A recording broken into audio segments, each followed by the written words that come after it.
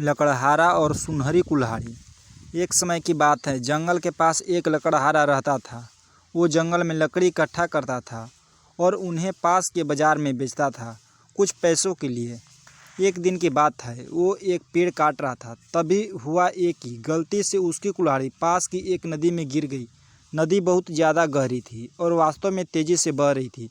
उसने बहुत प्रयत्न किया अपने कुल्हाड़ी को खोजने की, लेकिन उसे वो वहाँ नहीं मिली। अब उसे लगा कि उसने कुल्हाड़ी खो दी है। वहीं दुखी होकर वो नदी के किनारे बैठकर रोने लगा।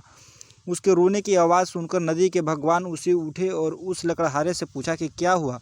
लकड़हारा ने उन्हें अपनी दुखद कहानी बताई। नदी के भगवान को उस लकड़हारे के ऊपर दया आ गई और वो उसकी मेहनत और सच्चाई देखकर उसकी मदद करने की पेशकश की।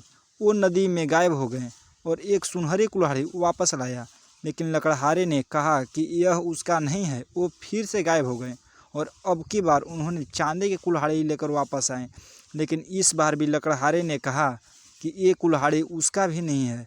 अब नदी के भगवान पानी में फिर से गायब हो गए और अब की बार वो एक लोहे की कुल्हाड़ी के साथ वापस आ गए।